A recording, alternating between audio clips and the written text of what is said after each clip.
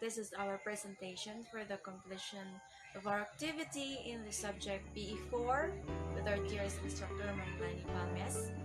And our topic is all about Arnis. So let's start it with what is Arnis? So Arnis is originated from an old Spanish term arnes, meant armor, and Arnis is also known as eskrima and gali. So eskrima is a Filipinization Spanish word. Eskrima meant fencing, and kali also is derived from the pre-Hispanic Filipino term kalis, which meant blades and fencing.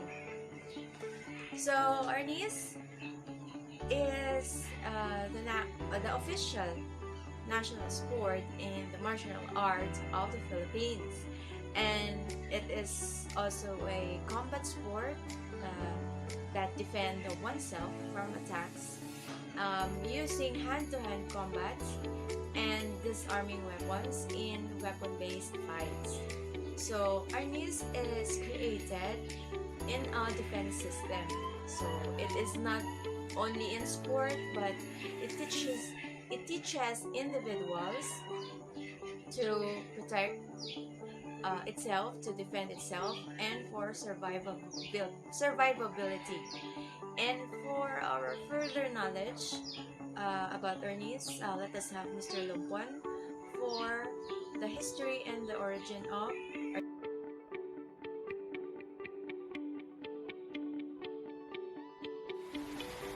Hello everyone, my part is all about Arnis. My part is history. In 1521 to 1898, during colonial period, ang Spaniards encountered sa mga local Filipino martial arts dayon in early years, the eskrima was well regarded by the Spaniards. When we say eskrima, that is known as the Arnis martial art of the Philippines. So during the colonial period in 1521 to 1898, local Filipino martial arts in early eskrima was well regarded by the Spaniards, but by 1596 and was banned as it was thought to be too dangerous. So giban din siya sa 1596 kay pagtuon nila nga wando makadaot sa bantaw ba nga dili maayo dito. And then the Spanish attempted to destroy the Philippine culture by burning books and banning the use of the native alphabets by bayan. However, Filipinos found a way to keep their culture. So mato siya nga sa panahon pa sa mga Spanish, giban gyud ang Philippine culture, pero ang mga Pilipino mabait pang kayo nangita tag pamaagi nga balik gyud ilahang Philippine culture. Alright, part. Thank you so much, Mr. Lumpuan. Yes, it was banned before by the Spanish. They even burned their books and all the other materials about Arnis, but because they thought it was harmful and because they thought Filipinos will use it against them. But Filipinos are all just using it because in the defense system to defend themselves and for the survivability. And even all of that, Filipinos were so wise. Early Filipinos were so wise because they use Arnis movements through cultural dances. That's why Arnis is still existing to this present. Yeah, so now let's move on to the founder. Let us know who is the father and the founder of the Arnis. So let us have Mr. Narbasa for his topic.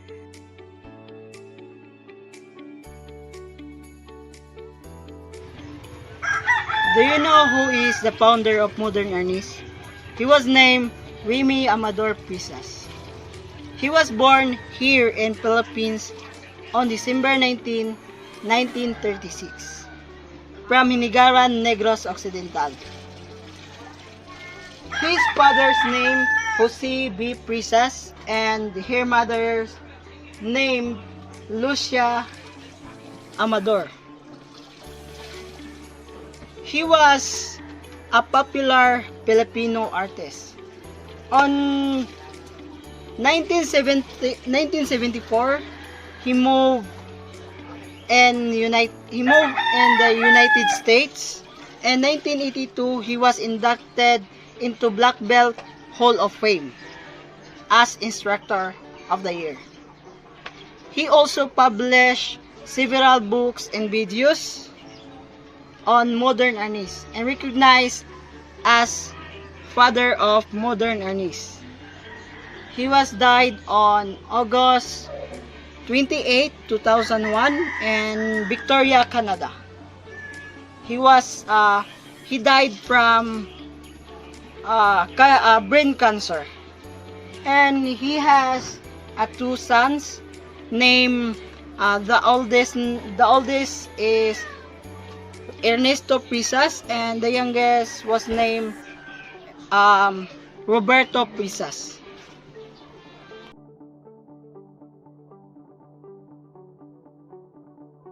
My name is Reynalyn Abrigana. Na-assign ko sa playing area. Before the game starts, players must be positioned in the playing area so that the red-coded player is on right side of the referee and the blue-coded. Your score measuring is 26.24 feet or 8 meters. Free zone of 6.56 feet or 2 meters drawn outside. All the lines of the playing surface are 1.97 inch or 5.8 centimeters in width, and 4 lines mark the boundary of the playing area. So the 5 meter space without any construction from the playing surface. Thank you, ma'am.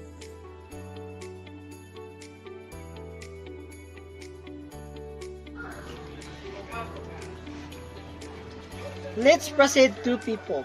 People is the Arnis player and the referee, judges, and also the audience. Arnis player is called Arnisador for male and Arnisadora for female.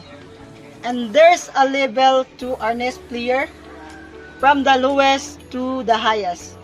The lowest is the beginner and the highest is the black belter. That's all. Thank you.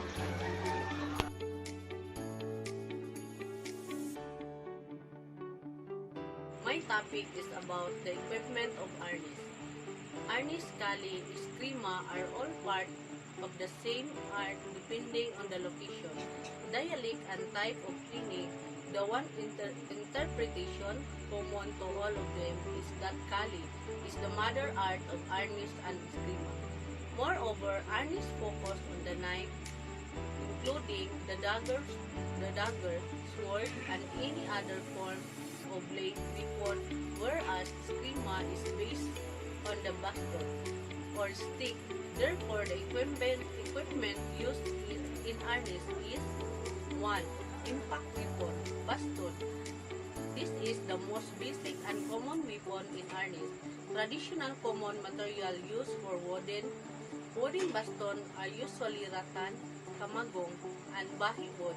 It is also available in modern materials such as fiberglass and plastic, and in metal like aluminum. Number 2. This is the usually constructed form from a stem of Southeast Asian vine.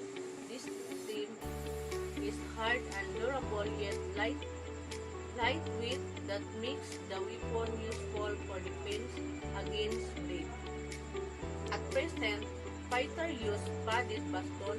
The baston is about 28 inches, 71 cm in length. Kamagong, also known as mabulo.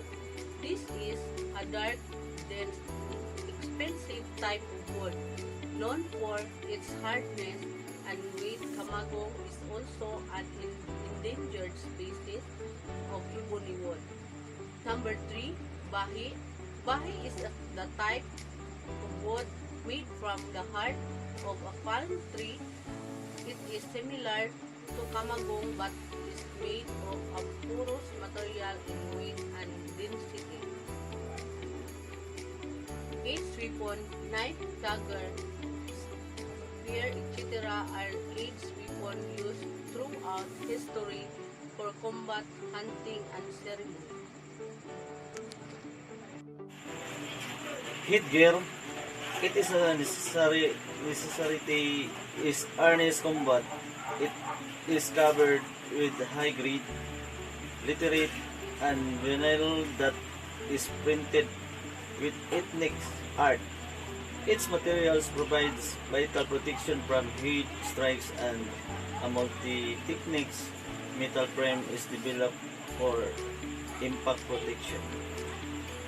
Body armor, it is designed especially to provide complete upper body protection while allowing mobility and protection. The armor is usually made of hard plastic and vinyl for lightness, and the lower panels are extended downward to provide extra cover. Leg guard. This guard can be used to protect both thigh and the shin area, and are not only designed for protection but also for comfort and practicality. Groin, it is a special padding for the lower abdomen. It has a groin cup to provide complete protection to the groin area.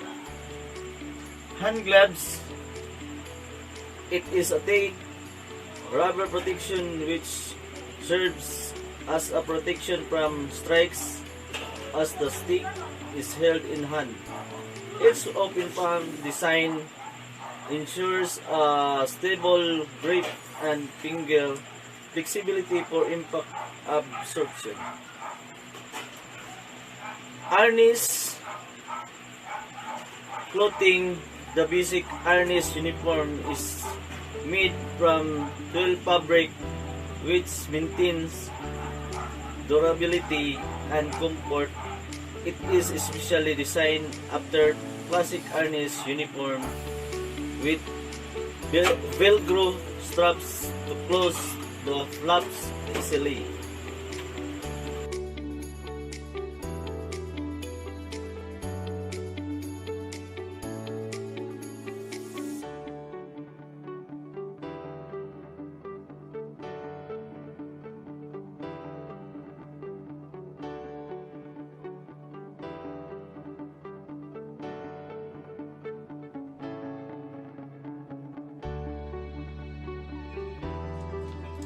Now let's move on to the stances and the strikes. So first we have here the stances.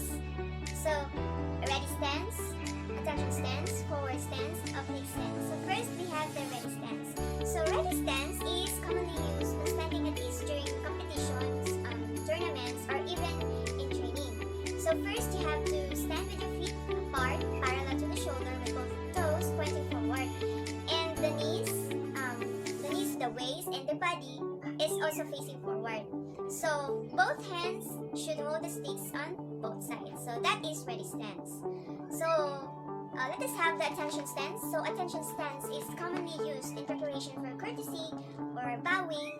Same in a ready stance in a competition, tournaments, or even in trainings. You have to bow. So if the ready stance, it needs to stand its feet apart, parallel to the shoulder. Attention stance, stand its feet forming a 45 degrees angles, and heels should be close to each other. So that is the difference between the ready stance and the attention stance. Now we have the forward stance. So forward stance is commonly used with frontal striking or blocking techniques. So it starts with the ready stance, as we have discussed earlier.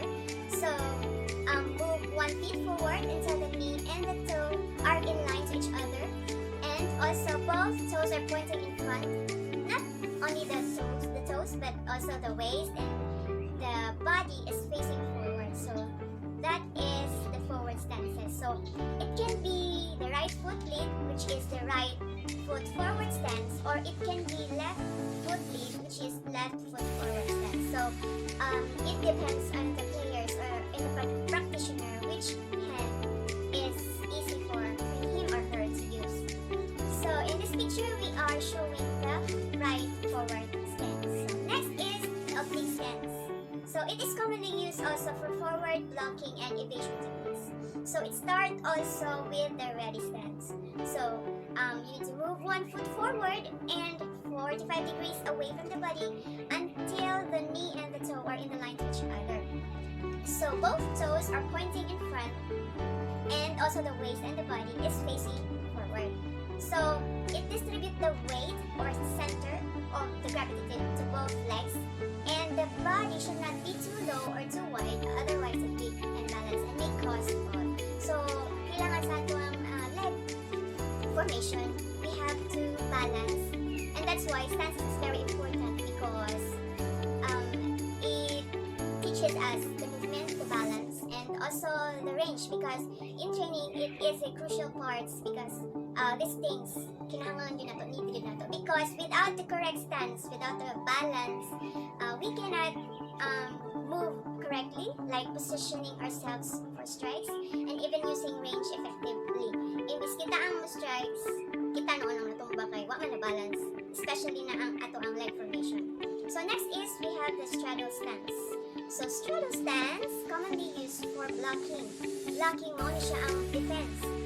If ang strike mo na siya ang ginatawag para ikaw ang ma-offense, ikaw ang ma-strike sa iyong opponent. So blocking po, meaning you have to defend the strike para dili ka maigo, para dili ka masakitan mo ang gana. So starting also with the ready stance. So it has to move one foot about 2 feet to the left or to the right, depende sa gamit na hand sa player or the practitioner. And straddle stance. So straddle stance is commonly used for blocking the strikes to the side of the body. If ang strikes mo na siya ang offense, ang blocking foot is mo na siya ang defense. So it starts also with the ready stance. It needs to move 1 foot or 1 foot about 2 feet to the left or the right direction until both lower legs are almost perpendicular to the ground.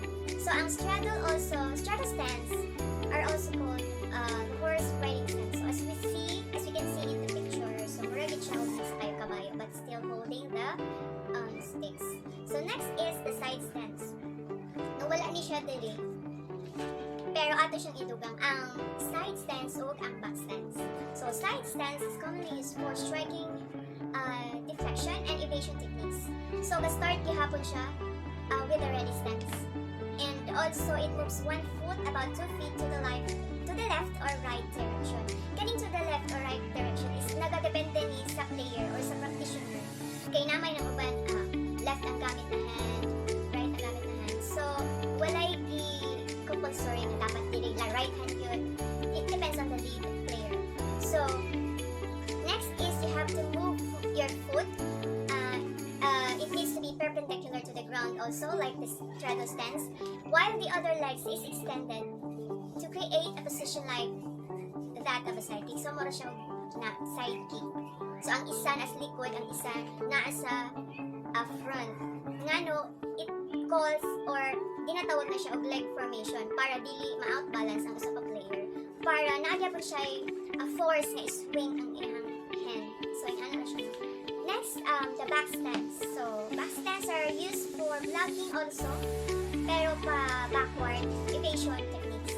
So pabalit na paatras na kay ka-block or ka-defense man ta sa ato ang opponent. So it starts with the ready stance also. No?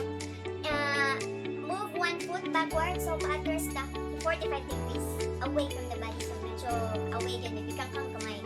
And then you have to form an imaginary L shape sa ato ang legs, no? Just like in a straddle position, para di gihapon ta matumpa, gihapon yung makasupport. So with this picture here, ito ipakita, it shows the right foot back stance or right foot back stance na siya kay right foot ang iyang i-backward.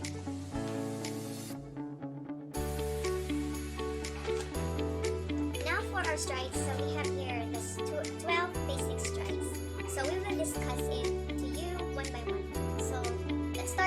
left temple strike. So, in doing the left temple strike, the first one is from the forward. You have to twist your wrist to an angle or of 1 o'clock, and as you pull your hand towards your shoulder to prepare for a strike. So you have to swing your arm in the 1 o'clock direction in the slashing action while placing the hand on your chest, like that. And we call it left temple strike using like right hand because we are hitting the left part of our opponent, of our enemy. So it calls left temple strike. So your hand is like that.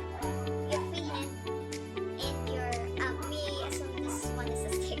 So we are swinging our stick in our hand, and we will touch the left temple part of the opponent. So the next one is the right temple strike.